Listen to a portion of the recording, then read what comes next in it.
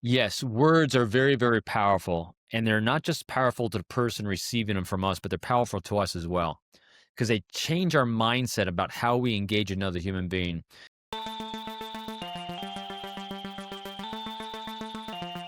Robin, welcome to the show. Hey, it's great to be here, Aaron. Doing the number one thing in the world, and that is sharing great insights and profound wisdom through life's great humbling moments. Yes, I found you on social. I've obviously found what you've done in the world to be very, very, very interesting. So I'm excited to talk to you about that and other stuff that's on the top of my mind, probably like fatherhood. But before we jump into that, my most important question is, how are you doing? Like for real, for real, how are you doing? Good deep question. For real, for real. Really well.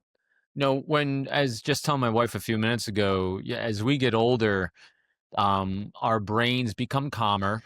And when you live a very pragmatic, problem-solving lifestyle, and I mean that you don't get emotionally hijacked by things, and so you see things as not right or wrong; they just are, and you just work that next challenge, and you just keep working challenges through having healthy relationships. Everything comes very, very calmly through you, and that's what just kind of pivoting, not even pivoting, but just including that theme of fatherhood in there. It's all I do all the time with my kids, which is the greatest joy in the world. Is every time a new challenge or obstacle jumps in front of them, we just have a great time. Oh, it's a great time to me, probably not to them. Just working that problem by asking number one question first: Who do we need to talk to? What relationship do we need? Then we can work through there. Hmm. Was there a pivotal moment, a moment in your life where you learned how to handle challenges maybe better than previous? Because I have this thought that, like, I'm 33 and I just naturally handle challenges better than I did when I was 21. Is that because I'm wiser? I don't know. I think it's just because I'm older and I've just been through more stuff. I don't know if that makes more sense, but was there a pivotal teacher moment, instance that you like, oh, that's the switch. This is how I could perceive challenges a little bit better than I used to, maybe not as threats or maybe as opportunities or anything like that? So very rarely do we as human beings go from 0 to 100. Zero, and all of a sudden we have this one pivotal moment where it's going to spike and change us profoundly. Unless there's a profoundly impactful moment. I mean, but even during 9/11 for me in New York City, it was impactful, but it gave me more data points in a condensed period of time to problem solve in a new way. And so it really comes down to those data points we get along the way that help us on our arcs. And so I wouldn't say there was a super pivotal moment, but there's always moments where, like, as we reflect, because it's very hard in the moment to realize what we're learning. Generally, it happens if we can be self-reflective. But I say the most important aspect that I had at an early age, just because of how my parents were. I don't come from any kind of money whatsoever. I mean, I chopping wood, cutting grass at a very young age to buy my own school clothes, kind of thing. And never ever did I think of myself as a victim, or did I place the blame for anything else on anyone else. I was very, very good for some reason at owning my own behavior, even though we get emotionally hijacked and we like poking at other people. Oh, it's your fault for this. In general, when something was going sideways, I always thought in terms of, all right, I need to move from this point to this point. What can I do about it? So I had early reps on problem solving my problems, which is a great thing to have, but at the same time, it was a dichotomy, as I say, coming out of balance because I also wasn't focused on necessarily anyone else's problems. And so you get a little self centered and self problem solving until life, like you say, wisdom, which is the combination of education through experience, starts righting that ship. So, no super profound moment. Well, lots of humbling moments. Mm. All of them are profound, is a better way to put it. Yeah, I learned it all through sports. Hmm. That's a Yeah. good place. Yeah. So, I'm sorry. So, probably because since you brought up sports, I give my own credit to that as well. And that happened at a young age. Again, only child, no money, long way away from any sports stuff. So my ability to organize sports prior to high school was slim to none. So all these cliques had already formed, and bullies were already in my life and things like that. And so probably the first courageous thing I ever did in my life, which kind of set that arc of having the courage to face things that are challenging, was when I went out for freshman football and became a starter much to the chagrin of the cliques that were already in place. Who's this guy kind of moment. And the coaches saw the grit, the resilience, the problem solving. And yeah, so I'm totally with you. It's a great starter of all those things that help us face life's most wickedly challenging problems and realizing there's a combination of a lot of things that need to come together in order to overcome those things. You need the grit, resilience, and self-reliance to do it. You also need people around you, to overcome them as well. So as much as you can solve your own problems, you can't do it without people around you, team. So yeah, I'm with you. So tell me about your sporting experiences with that as well. Oh man. I mean, outside of my parents, sports are have the single greatest impact on my life. I mean, I started playing sports when I was 4. I played baseball in college. Then I became a professional wrestler, which is sort of a sports entertainment-esque thing. You know, Awesome. My family would love you. yeah, I mean, then now I coach young athletes, which is an absolute joy. And it just taught me many, many things that I didn't know were being taught at the time, but have Right. helped me as sort of a vehicle in my life, how to bounce forward from challenges, how to think about my self-talk, how to handle pressure, how to handle coaches who potentially don't like me, also how to handle coaches who don't communicate very effectively, but they still send good information. How do I sort of put up a screen to still receive that information, but not let the sort of personal attack affect me? How do I understand that I'm not playing today? What do I need to do to get better? Like all these sorts of things, having a longer term vision. I mean, that helped me with this podcast. I don't think anyone listened to this fucking show with 300 episodes. Now we're in the 400s and people are listening, but like, whatever, like there's a long vision. It took me 18 years to get good at baseball. It could take me 18 years to get good at podcasting too. That's totally fine. And so sports are an incredible vehicle. And that's what I try to think about now as a coach.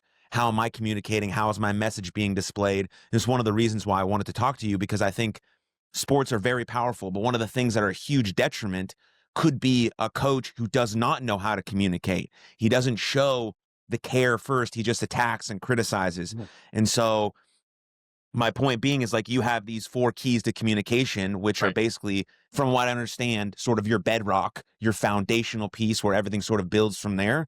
Can you touch on those? And then we can build off of that. Yeah, and Aaron, everything you said is so on point because you were in every statement you're making, whether it was about how long it took you to get good at baseball, wrestling, podcasting, it all came down to reps. If you want to do anything in life well, you just got to get a lot of reps. And you got to be able to be, as I tell my kids every single day, these 3 fundamentals will put you on a course to success with almost anything you want to do. And I'll say almost anything because we are sometimes limited genetically, biologically, intellectually sometimes. But these three cores, and then I'll get to the keys of communication, which actually allow us to use these things. Are number one, as you see every day in sports and everything all we touch in life, is positive attitude. Mm. You got to bring high energy to what you're doing and a positive attitude. And that is, don't see yourself as a victim. Don't be victim blaming. Don't see yourself as everyone else is wrong. You just got, as Jocko Willink and Leif Babin talk about, you got to own it. And so positive energy, number one. Number two, feelings of safety. You got to allow people around you to feel safe with you. And you do that by being about them, by communicating in terms of them. We'll get to that in a second with the keys of communication, and because people are genetically and biologically coded to want to belong to meaningful groups and organizations and to feel safe in those groups and organizations. And while at the same time, obviously being pushed to their own greatness. But the third is the most critical of them all. And the third is be a great student. Mm. Number one in life. And being a great student means that you have confidence in the areas that you are doing well in, and you're very aware of them so you can bring them forth for the team and for others.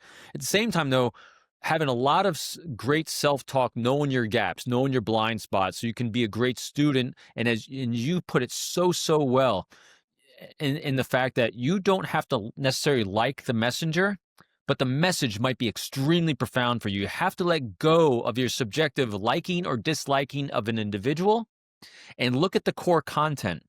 Everyone has something to offer, whether it's a positive experience that you're going to imbue or whether it's an experience you want to make sure you don't imbue.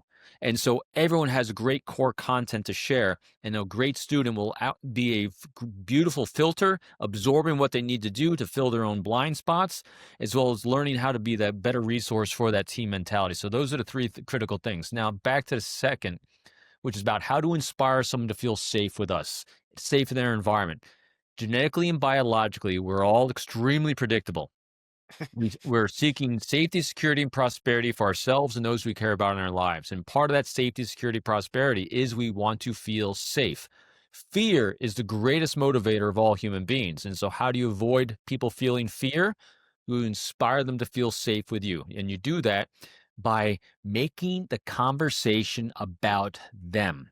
And so these golden keys of communication were discovered by me because people in my life, these beautiful, amazing leaders that I especially faced in the Marine Corps when they ranked me last, when they said, hey, Robin, you're a nice guy, we like you, but you suck at leadership.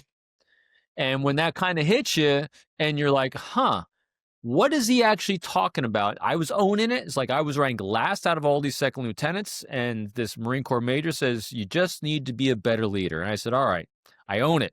I need to be a better leader, even though my life rep said I was. To me, my context, I was the football captain. I was student vice president. I had all these things that people were saying, Robin, you're a natural born leader. No, I was great at being popular. Popularity is about self. Leadership is about others. I was great at solving my problems because I had those early life reps, which most of us have. But what I failed to have yet at this point was the ability to, first of all, understand other people had problems and think in terms of what can I do to be a resource for their problems? How can I be a problem solver in their lives? And so that's what leadership is. Being part of that team, knowing the objective, and being that inspirational person that moves us all down that objective to be a problem solver for our superiors, being a problem solver for the people around us, and being a problem solver, obviously, for ourselves. So bringing it into balance. And so that's what motivates all human beings. So those 4 keys of communication, that Marine Corps major, a great guy as he was, he did not know how to say, Robin, here's what you do in order to make it about everyone else but yourself. Because that's what he said. And I said, how do you do that? And he goes, just figure it out. And here's what it is. Because we generally always are speaking in terms of ourselves because it's our context that we see the world through. But if you want to make it about everyone else, to value them, to demonstrate that you see them, to demonstrate that you are not judging them for who they are so they can feel affiliated with meaningful groups and organizations. And again, this doesn't have to mean you like them. This just means how do you communicate with them? Is number one, seek their thoughts and opinions instead of going on and on and on and pontificating about what you think. Number 2, speak in terms of their challenges, their priorities, their pain points, the friction points in life that they're facing every day, instead of lamenting and going on and on and on about what your problems, challenges, and priorities are. 3, the bedrock of all this is that non-judgmental active curiosity. And what I mean by this active curiosity, this is the part that requires a little bit extra. And this is the mastery level, and not mastery as a destination, but mastery falling in love with this process. Curiosity, when you take it to the highest level, it's not just being curious about what it is you want to know. Be curious about what it is they want to share. In order to do that, you have to enter the conversation free of an agenda. You have to be there on their agenda. Because once you're on their agenda, you can be curious about what it is they're sharing. Then people are feeling seen, they're being accepted, and you're being present for them, which is the easiest but greatest gift you can give another human being is being present for them. I mean, think about this. Everyone listening or watching right now, when was the last time you had a conversation with someone where they asked you a simple open-ended question like, hey, what was that spark and inspiration that started your week? What do you got? What's been going on your week today? The way you opened up today's conversation, Aaron, it was a beautiful way to say, how are things really going for you?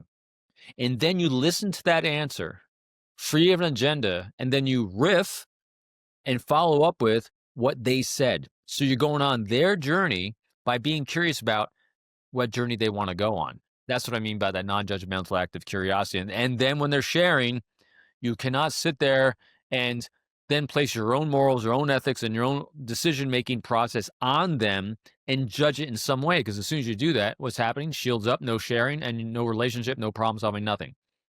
And finally, the 4th one is empowering people with choices. And the years in the FBI recruiting spies and confidential human sources, the first thing I always did when I ever had an offer of someone to do something patriotic for the United States, I'd end it with, if that's something you feel comfortable with. If you Mm. don't, let me know, and let me know what I can do to allow you to feel more comfortable with that. And if you prefer I never contact you again, let me know that too as well, and I'll leave you completely alone.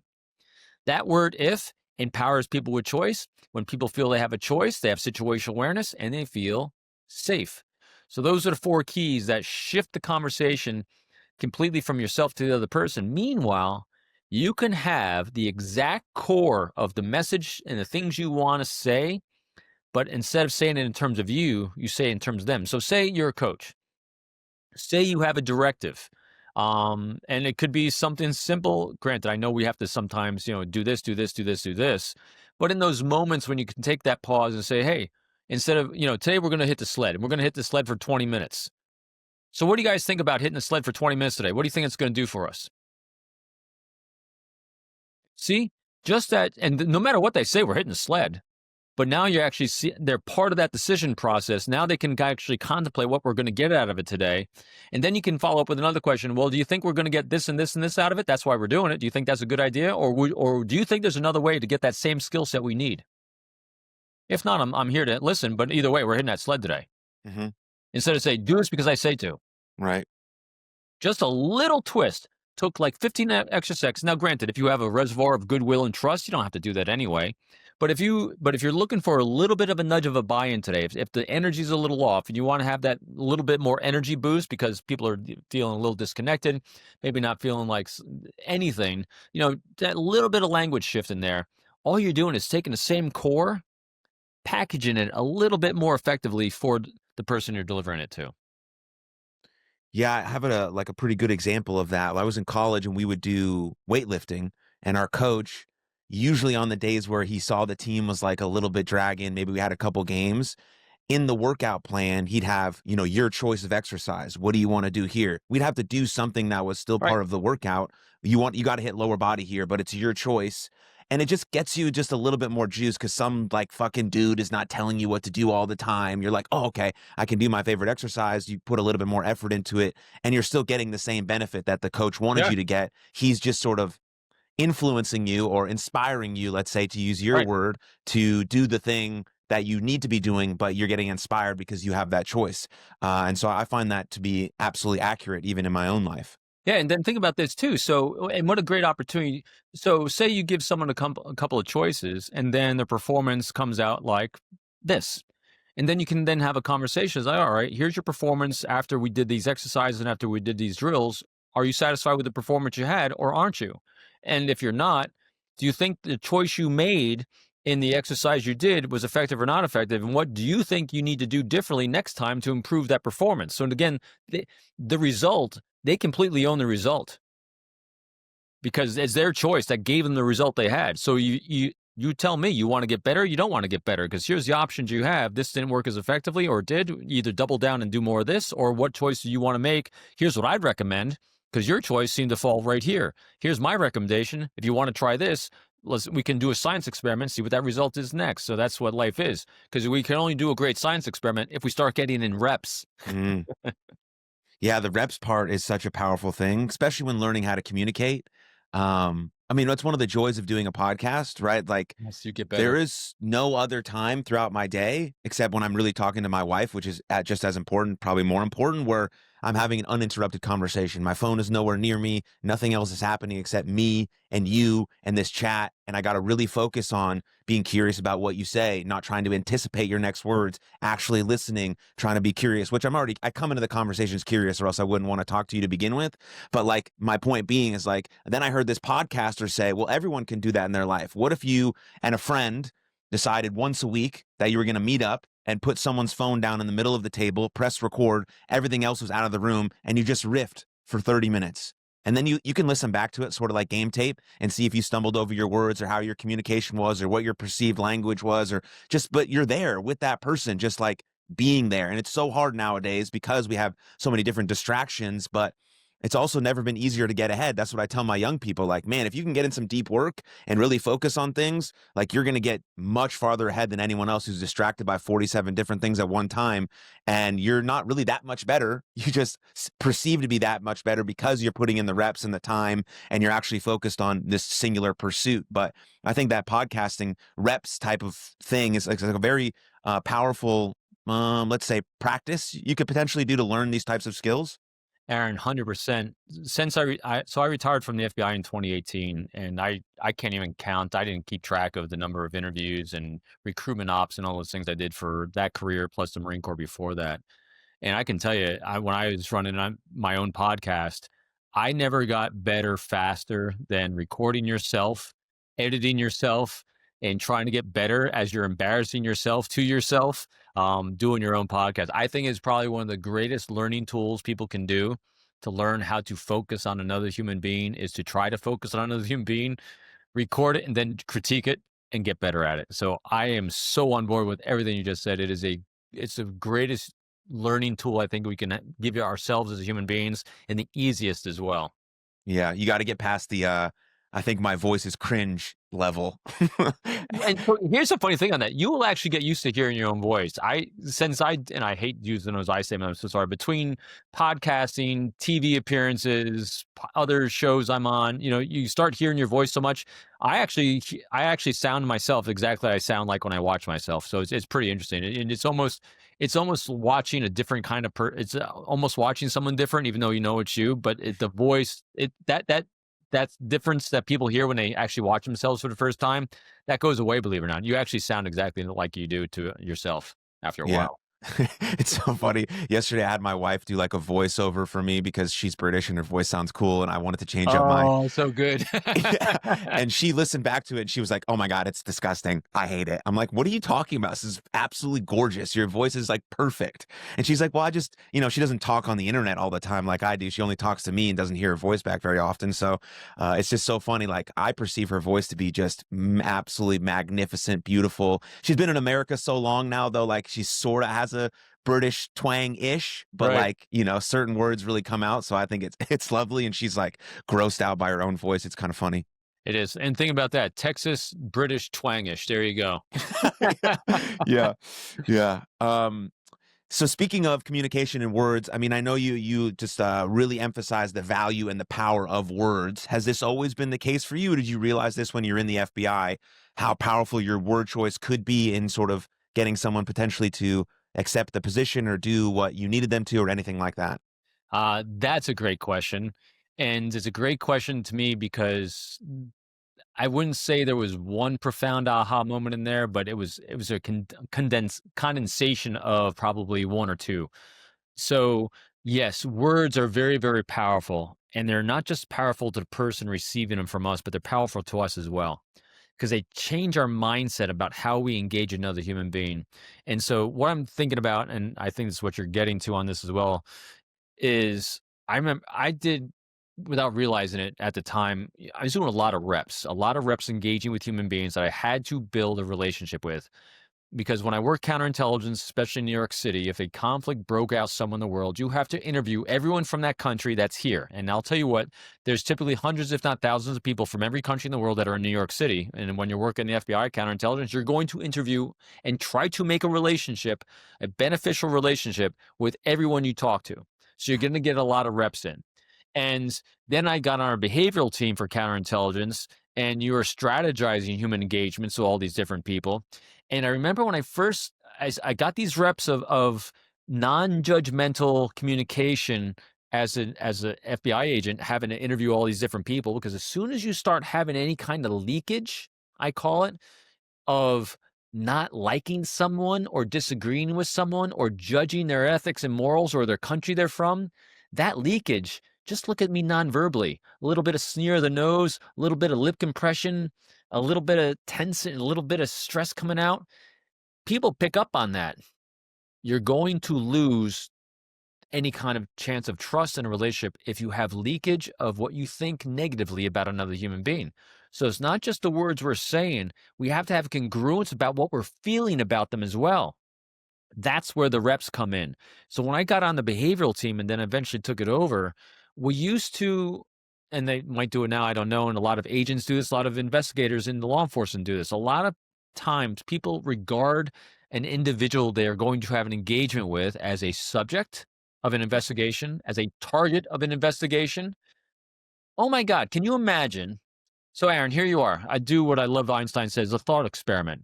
Think to yourself that you're about to have someone interview you for a podcast, or that maybe you popped up on someone's as a reference to someone's job application. And the person coming to interview you, and you're looking for this interview because you're going to say nice glowing things about the person you know, or maybe it's for a job interview yourself. But you come to find out that the person coming to interview you, because someone else said it, or maybe you saw the sheet of paper and on it says subject of interview. Doesn't say Aaron. It says subject of interview, subject number 1. And now when the individual sits down with you and he just starts talking to you as if you're the subject of an interview, as opposed to Aaron, friend of so-and-so, does it make you more open or less open? Way less. I Yeah. feel like it's very impersonal. It's like the same when I receive a podcast request interview and they forget to change the person's name at the top. Yeah. Oh my God, done. Like I don't even care if like this is the coolest person in the whole world and I've actually wanted to talk to them. No. Sorry. Right. And so that was such a critical moment for me to say, hey, we're done referring to anyone we're going to interview, strategize a communication dialogue with. I don't care any of the hooky spooky spy stuff. We're done using the word subject of investigation, target investigation. It's always about who's the individual we need to have a good, powerful relationship with. That's it. Because when you start thinking in terms of the person I need to talk to, and hopefully I can inspire them to want to reciprocate and want to talk to me, when you can let go of objectifying a human being, you're going to now have more positive leakage. It's like I get excited. I can tell you, I am still friends and in contact with, and first of all, any confidential human source I ever worked with that wants to maintain contact with me, I'm still in contact with them. I mean, I've out of the 4 books I've written about a few of them, and every single one I've written about, I'm still in contact. Matter of fact, one of them in Sizing People Up in the book, his name's Anon, name change to protect the innocent and protect those that are doing righteous things for our country. I was just talking to him not only about a month ago, and I met him after 9/11, Whoa. helping us with 9/11 post 9/11 stuff in New York City. I was helping his son out with a challenge he is facing literally last month. That's Wow. the depth of kind of relationships you have when you don't objectify the human being and you make it real, you make it about them, and you form great relationships. That's why I kind of get on my rant of you don't have to think about manipulating people or convincing them to do things. When you actually have a relationship, just ask. It's and when you move beyond the transactional with someone, where because transactional relationships rely upon persuasion and influence and convincing, and those are fine words, but in essence, those words convince, persuade, and influence are all about what I want. And you referenced it earlier. I love that word inspire because inspiration is about it coming from in someone else and being that person that helps unlock it. And if not else, if you have a relationship, you just ask with transparency, hey, here's what I'm hoping to get. Here's what I'm hoping to do. If that sounds good to you, great. If not, let me know. Hopefully, I've been there for you and can be a resource for you. And even if you say no, Aaron, I'm fine with that. What can I do to be a resource for you? How about some friggin' transparency in life? People really overcomplicate how to take advantage of someone. Just don't. It's how crazy is that? It just blows your mind. Yeah. Yes, this deeply reminds me of something I learned in the mental health field, which was this approach called validate, appreciate, and refer, which Yeah. is basically like this 3-step approach to having an intense conversation with someone. Like they say something, anything. It's mostly mental health related, but they say anything they're struggling with, whatever. I've had a tough time getting out of bed the last couple days. What's the first thing we want to do? Okay, well, our instinct usually is to try and fix. Okay, here's what I did. And now the conversation is no longer about this person who shared this intimate detail with you. It's about you. And now the whole conversation is reversed. The person who shared the thing is like, what the fuck? This is not why I shared. But if your first step maybe is like what you're talking about, which is like, okay, I'm going to validate this person. This makes them feel safe. seen, heard. Now I'm going to appreciate them sharing this courageous act with me. And then after that, now we've built this foundation. Now it goes to this refer stage, which makes me think like this choice stage. Like, what do you need from me now? What do you want from me now? You want to go for a cup of coffee? Would you like to share my experiences? Do you want some tools? Would you like me to help you? All of that stuff. And it's so like, it's the basis of sort of building a relationship. I mean, that's all it is. That's what life is about. And so that's just where my brain went to based on what the information you were sharing. And the boy, I'm so glad my brain went to the other place. As soon as you said that to me, the first place my brain went to is tell me about what tough is. You know, what's tough about getting out of bed? Tell me about it. I mean, I Right. literally, because I do it with my kids all the time. You know, as they're facing a struggle, first thing I do is reflect it back. Tell me about that, because I don't know what you mean. Tell me Hmm. more. You know, when you get in the realm of tell me more and what came next, and keep it focused on what questions, because again, and here's a key with our language. When you can keep those shields down and keep the higher cognitive thoughtful brain engaged, you can go a lot further with someone too. So think about the impact these two changes of words could have. So we're good healthy thinking instead of making it about us and trying to problem solve for them, which is a beautiful nice altruistic thing we're trying to do, but might not be what they need in that moment. You can only know what they need in that moment, but asking that a good open-ended question, going back to them. But here's the difference of two words. If you say to them, why are you having a hard time getting out of bed in the morning? That could trigger some defensiveness. That could trigger some trauma. That could Hmm. trigger them justifying their actions, depending on the tone in which you gave it, depending on what was going on here. Now, and that's opposed to either tell me more about that, or what do you think is the reason you're having a hard time getting out of bed? And so you go to from a why question, which can be judgy, to a what question, which requires a specific thought process. So instead of saying, why are you having a hard time getting out of bed? Say, what do you think is the challenge with you getting out of the bed? Again, these are just little granular droplets of trying to shift everything you can to the side of non-judgmental active curiosity to make it about them, to get them to get and hopefully inspire people away from an emotional response, which can be deflating for people. It can Emotions can, they're powerful and they're wonderful things to have, but if they go down the road of negativity, it's hard to get spun up out of those. And so when you can keep people's higher cognitive brain engaged when problem solving, and it's not you problem solving, it's them problem solving for themselves. People are so much more likely to take an action if they came up with that action. Hmm. And the only way they come up with action if they understand what the problem is. And so when you ask that question is about what do you think is the challenge with getting up in the morning? They are now thinking you didn't, it's not them, it's not you saying, hey, here's what I think your problem is. It's not saying, hey, why do you think you're doing that? Because then they're thinking, why do I do that? I don't feel good. No, no, no. What exactly is the challenge for you to get up in the morning? Physically? Is it mentally? Did something happen yesterday? Again, you're getting their brain to start thinking and cognitively engaging with their own actions, you're forcing them to reflect by asking questions like that. And then you just sit back and you allow them to move at their tempo. That's the other big thing too. Don't force their tempo. People are on different tempo paths, on different journeys. Again, as long as that in life or death, and you got to win a game tomorrow, allow them their tempo. Yeah, I maybe you agree with this. I think people get just awkward in sort of the silence.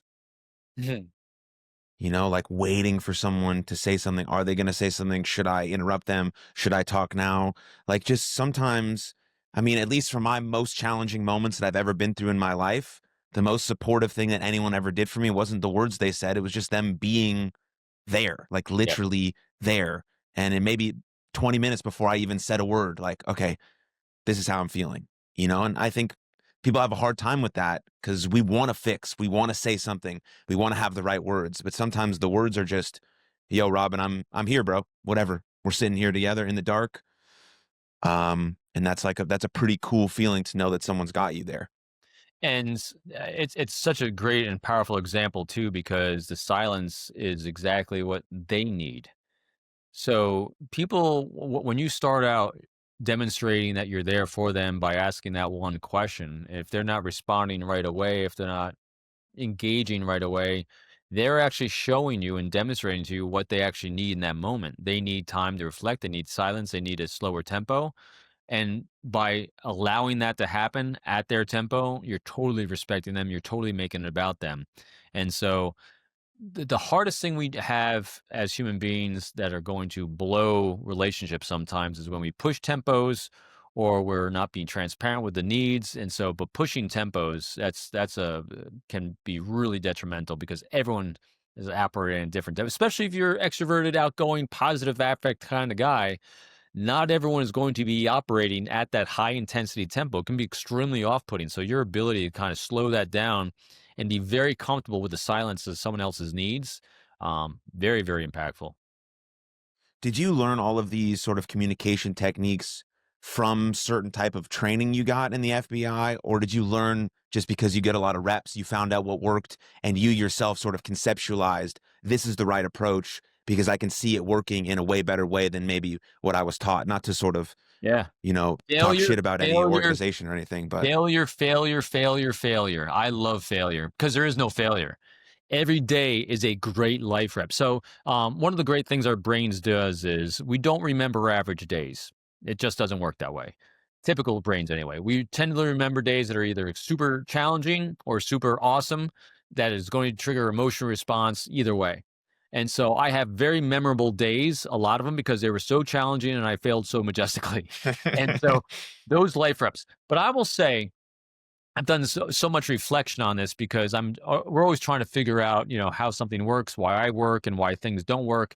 And so reflecting so much on this in the last couple of years, there was one really profound critical moment that I've referred to recently a few times that really set this motion of deep active empathy, which is actually what we're talking about when we're understanding others and profound awareness.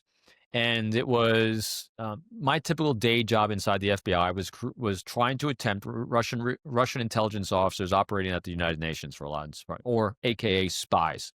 If you actually weren't trying to recruit the spy themselves, you're trying to recruit confidential human sources, human beings around the spy to tell you more about the spy so you could try to recruit the spy.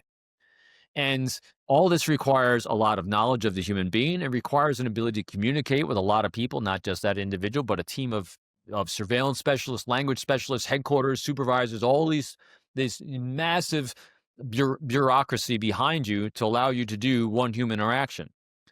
But really the most important thing I ever learned in this entire process, and he was my supervisor at the time, a great, great agent and a very dear friend for a good period of time, and actually a phenomenal recruiter of Russian spies.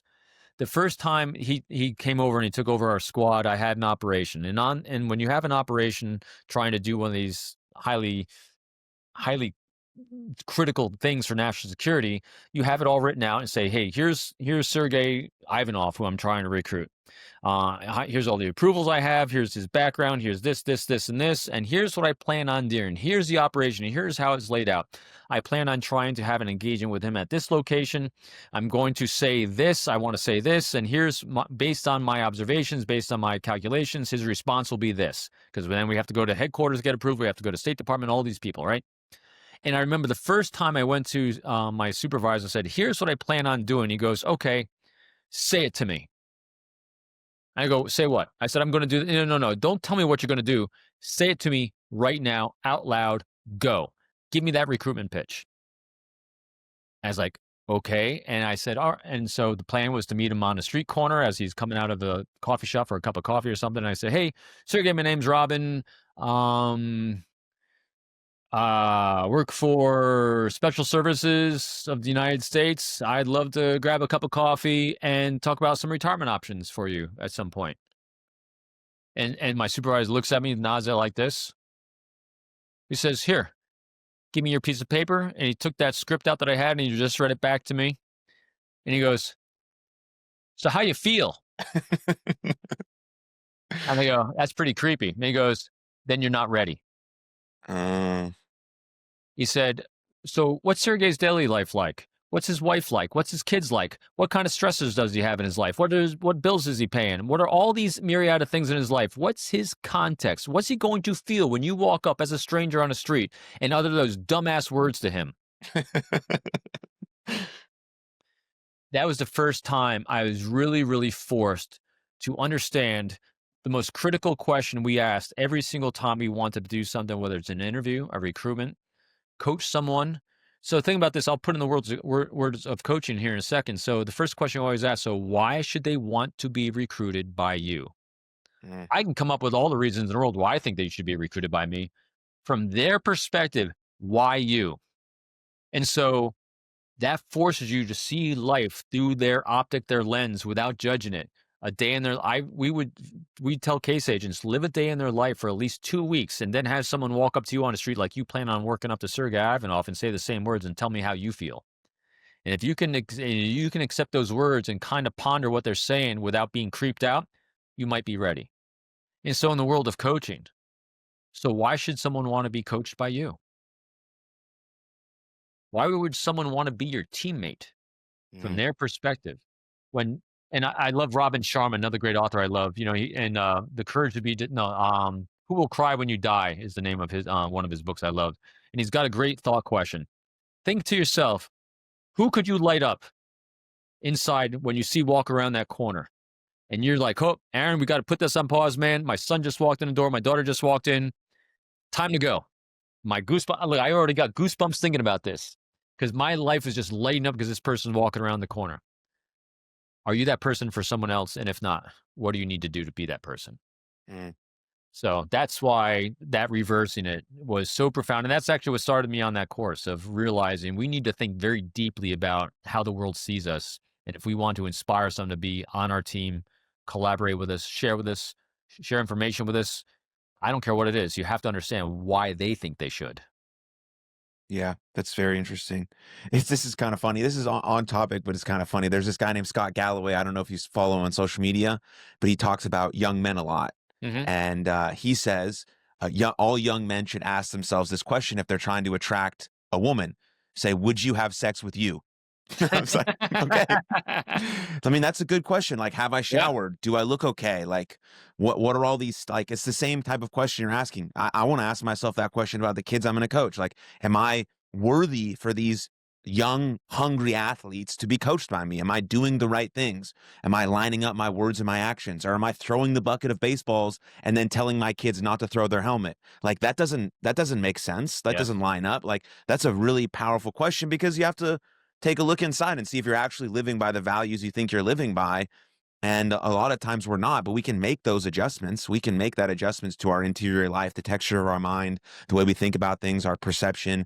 All these are changeable skills. Not yeah, everyone can be 6'9" and play in the NBA, right? That's just not a case. But everyone can take the same psychological skills that require you to be great and put them in their own brain and mind. I mean, I'm not fast, never going to be a sprinter, but I can take some of those same skills of Michael Phelps swimming in the same pool every day for right. 16 years, eating the same meal, repeating the basics over and over and over. I can repeat that. I don't have the same wingspan as him, and I don't want to be in the pool, but my point proven, like, you can do that.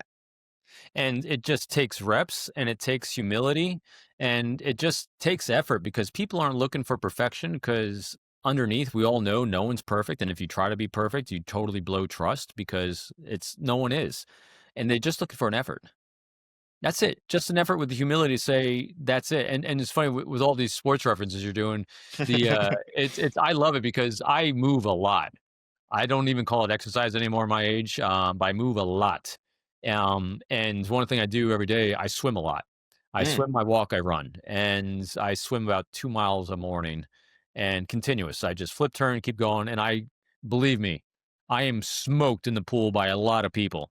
But I just do freestyle for 60 to 70 laps nonstop, and I just flip, turn, flip, turn, flip, turn, flip, turn, and I've done this for probably the last 5 years consistently. And for this morning, for the first time, I'm sorry for the me moment, but it kind of goes to your point. That's why I'm saying it as an example. I get out of the pool today, and you get friendly, like socially friendly with a few people. But this one guy that I had not talked to before, but he's been around the pool. He's sitting on the side, and he goes, "How long do you go for?" And I said, today is about 60 laps. I think it's about 2 miles. And he just looks at me and goes, "Jesus, you're just a machine." And I was like, I said, "Yeah, but it's slow, but it was that, but just that one, there's someone recognizing I got no talent, I got no skill, but I got grind." mm, It was a moment where I was like, I took away what a win I had such a little win this morning that is like, there's someone that actually saw some reps and was valuing the reps. And so you don't have to be the best. The effort. People love effort. Effort goes a long way. People love the underdog with people. It wasn't a me moment, although I made it when I apologize for that. But it goes a long way. You don't have to have the talent. You don't have to have the genetic gift sometimes. But if you love what you do and you put in the reps, you'll get somewhere with it. Yeah, absolutely. How did you actually land as a spy recruiter? I mean, did you start in the FBI in that way, or what led you to being in that position? The journey I've been on through describing that has evolved as well. I used to say I landed in doing it because I failed at everything else I wanted to do in life. I did. I wanted to be an astronaut. I wanted to do what my son's doing, really. Navy, well, he's a Marine Corps jet pilot, and I wanted to do that. I wanted to be an astronaut. But it's interesting. I literally I failed out of aerospace engineering. I barely got through the Naval Academy. I went Marine Corps instead of Navy. My eyes went bad to 2030, and you couldn't correct them back then. All these sideways things. But here's the big but. When I was younger and I was growing up, again, that life arc forms in those ages of 6 to 19, roughly, or 24, as the prefrontal lobe's fully developing. And the things that we did to allow us to feel safe and good about ourselves are things we're going to continually do the rest of our lives. The things we actually do for those behaviors will change with the jobs, roles, and descriptions, but the core of what allowed us to feel good will continue. What did I like to do? Man, there's no one that got in trouble in school more for talking than me. I loved making friends. I loved going to school. I loved chit-chatting. And so my life arc was I loved engaging with people. And I could tell when I was not doing it well because, you get a little bit of compression, like a little disliking from someone. And that bothered me. I wanted to be liked. And so I became highly attuned at a young age, like a lot of people do, to our impact on others. And when it went sideways, I was always owned as like, what did I do to not have them like me or not get chosen for dodgeball, not get chosen for the baseball, all these things I was very reflective on the Marine Corps. So I was always asking, what did I do to impact that behavior on others? And when I was getting out of the Marine Corps and we had an FBI recruiter come to Paris Island where I was a company commander down there. And he said, hey, I think Marine Corps officers make great FBI agents. I was like, huh.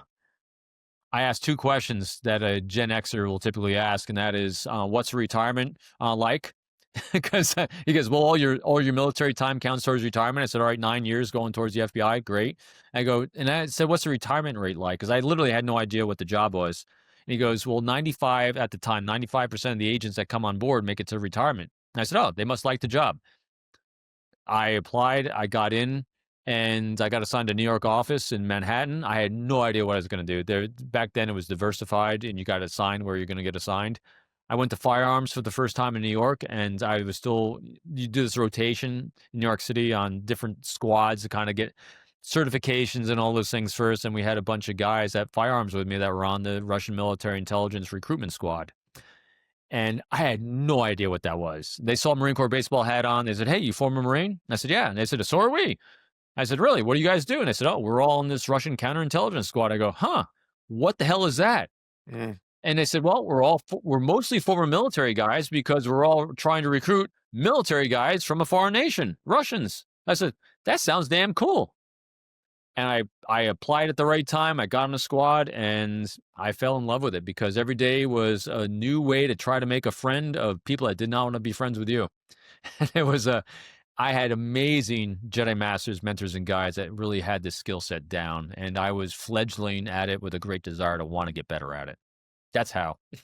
Beautiful, beautiful. And how did your professional training impact your personal life, maybe as a father, as a husband, things of that nature? Everything. That is the best question ever. And we talked about beforehand too. And because when people ask me what I do, the first thing that rolls out of my mouth is I'm a dad. Hands down, it is the most awesome thing I've ever done in my entire life is be a father. And every day I'm texting with my son and my daughter every single day. And yes, I'm not the helicopter parent. I'm not the snow plow in front of them. I am what I call the chief of staff. My kids have set the destination they wanted to go on, and I am there as a resource for them if wanted to move in those directions. My son leans on me more than my daughter most times because she's a great independent woman. My son leans on me more because we have so many shared experiences because we both were at the Naval Academy together, both went in the Marine Corps, very similar backgrounds. And so we strategize every single day. every single life skill I learned as a communicator with human beings gets applied with my children, with them, where because the number one goal in life is great open honest communication. That's it. I've only had one goal with every human being, especially family, especially my kids, is to inspire them to want to have a dialogue and a relationship with me. And in order to do that, all the things we just talked about for the last so many minutes on this show were all the strategies to engage another human being in a healthy, productive way. I've had to use with them to be the father they needed to be, so they would go to me to be a problem solver rather than some moron that doesn't have any skills yet. Judging word moron, but it's if you have someone that's got some reps that you can have in your life first, that's not going to judge anything that's coming out of your mouth, and just be there for you, whether they need a problem solver in the moment, whether they need someone to listen to in the moment, there's someone to cry on in the moment, or just someone just their presence, like you said, without saying a word. Knowing what to be for my kids when they need it is the greatest, most profoundly impactful thing you can do. And hands down, everything I've done in my life as a professional gave me the skill set to do the number one thing in life is that's dad, 100%. Yeah. It's just amazing. I've said this before, but I'm like, I'm the luckiest man in the world simply because I have the parents that I have. Yeah. I mean, that's my ultimate competitive advantage no Yeah. matter what. And I did nothing for that. Like it's like I just got fucking really lucky. Yeah. Um, and it would be a disservice to them if I didn't try and live my life to the absolute fullest I could be and try and live up to that same as a father as my dad who, was a man who didn't do a lot of talking when I was younger, but just showed by action.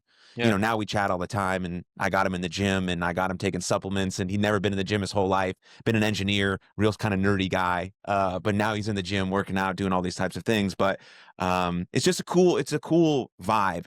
And yeah, I can feel the love you have. I can feel that. And I feel not ready to be a dad because I don't think I ever will be, but like at least capable. Capable, I think is the right word. Excited to be. I that's all you need. You need excitement for it.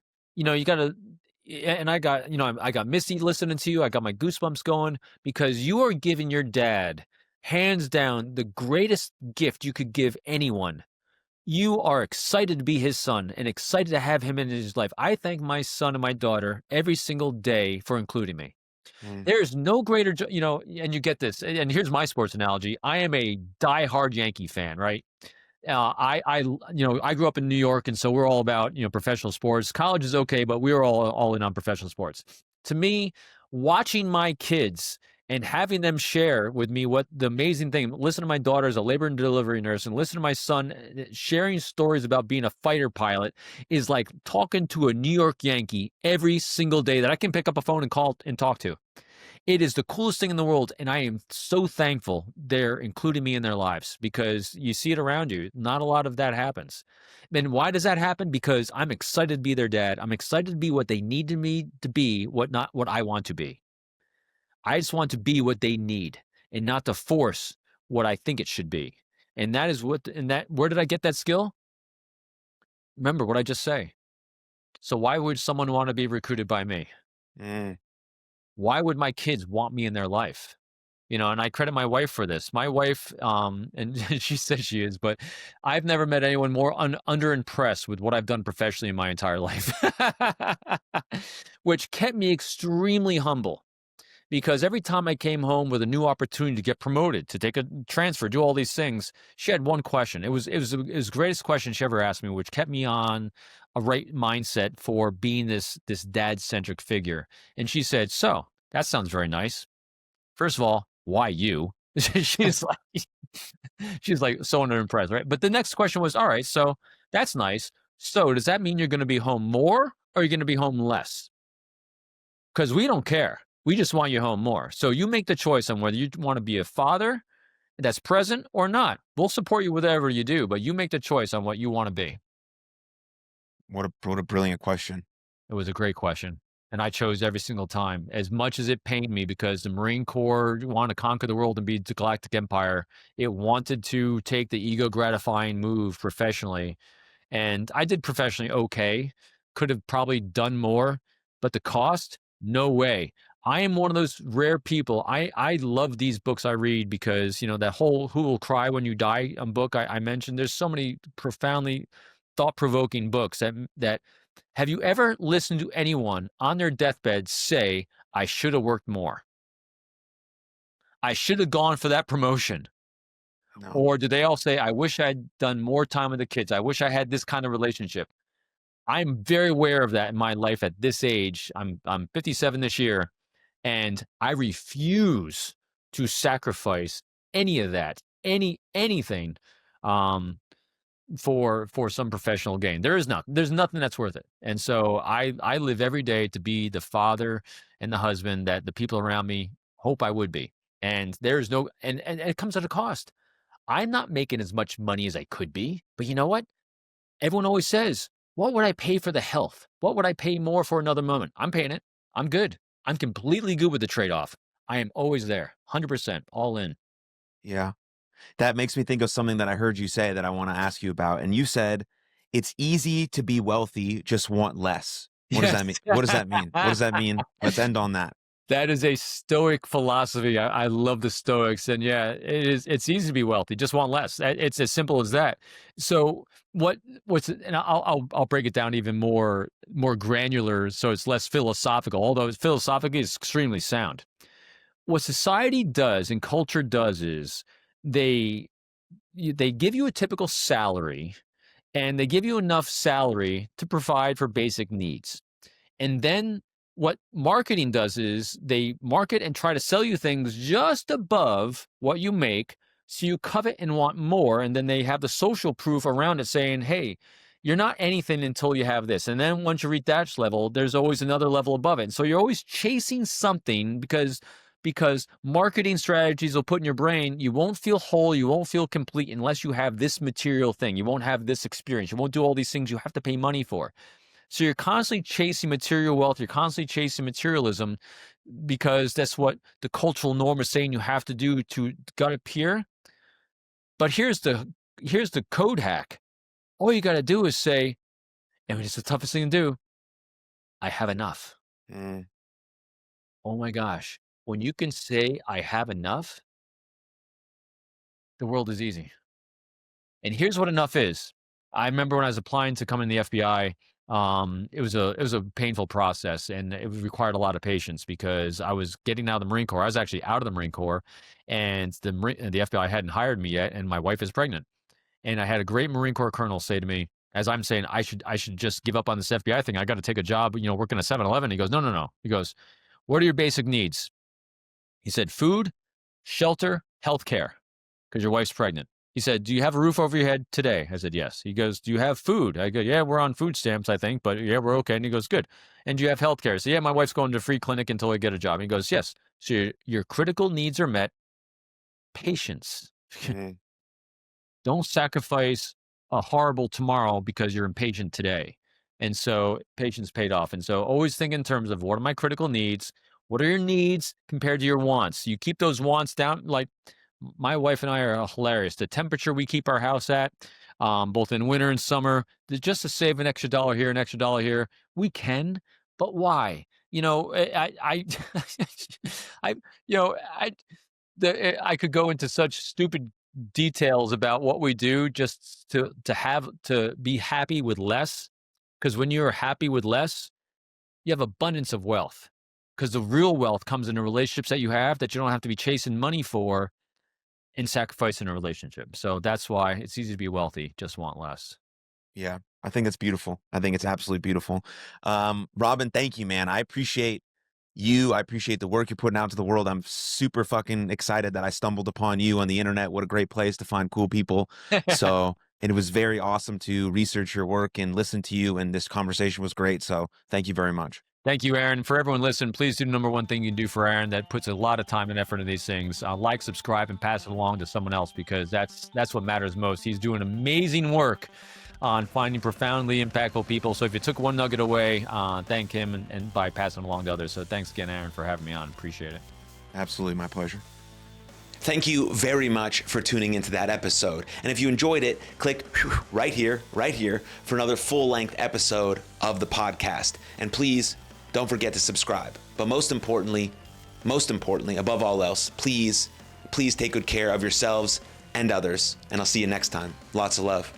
Cheers.